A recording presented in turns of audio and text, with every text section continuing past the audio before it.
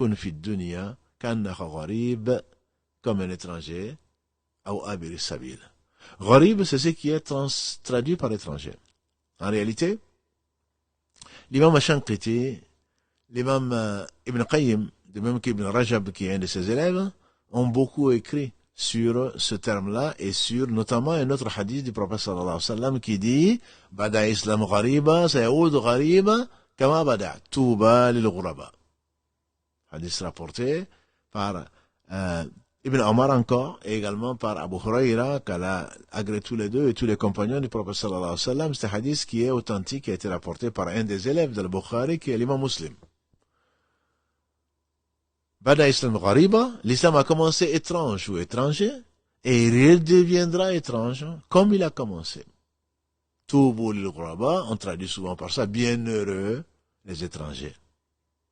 Bienheureux les étrangers. Donc on reviendra également sur ce terme, sur ce hadith-là, dans notre comportement, dans ce bas monde-là, par ce gharib, en réalité, qu'on traduit par étranger, étranger et étrange, en fait.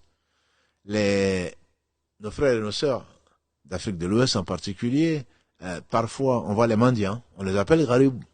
En bambara, on les appelle gharibou. En peul, on les appelle gharibou. Et même ils vont jusqu'à dire en peul, Rida Allah gharib. L'ami d'Allah, l'étranger. Rida Allah gharib. Donc l'étranger, au moins dans le temps, était quelqu'un qu'on considérait, qu'on respectait, parce que c'était quelqu'un qui était noble.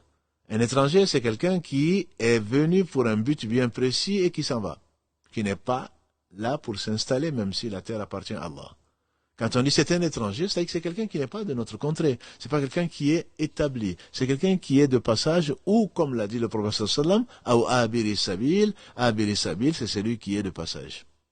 Gharib est de la même racine, disent les Arabes, que Maghrib. Al-Maghrib, aujourd'hui on dit le Maghreb. Al-Maghrib, c'est le coucher du soleil. Al-Maghrib, c'est le nom de la 4e prière, donc celle du coucher du soleil. Al-Maghrib. Al-Maghrib, donc c'est le coucher, c'est le couchant, c'est l'éloigné. Donc, Gharib, c'est à la fois étrange et étranger. Kun fi dunya ka'annaka gharib, soit dans ce bas monde comme étrange ou comme étranger. Donc c'est pour cela qu'on va rester un tout petit peu sur l'étymologie, sur la compréhension linguistique de gharib, pour mieux concerner notre sujet.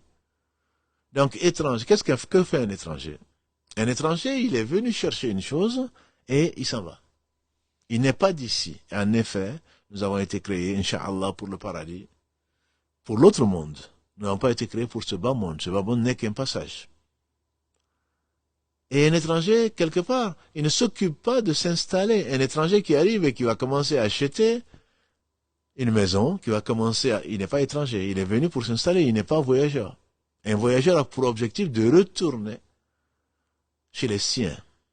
Et donc, comme disent les gens de science, l'homme a été créé, Adam alayhi salam a été créé et il a été mis au paradis. Et pour le paradis, c'est pour cela qu'il y reviendra, sans aucun doute, et avec un pourcentage assez faible, malheureusement pour nous, de ses enfants, puisque on sait que la part de l'enfer, comme l'a dit le prophète sallallahu alayhi wa sallam, quand Allah demandera à Adam, il dira, me voici au Seigneur, la baïka ya Rab, Allah dira, Adam, fais sortir de ta descendance la part de l'enfer, on lui dira combien, il demandera plutôt combien, on lui dira, sur 1000 de tes enfants, 999.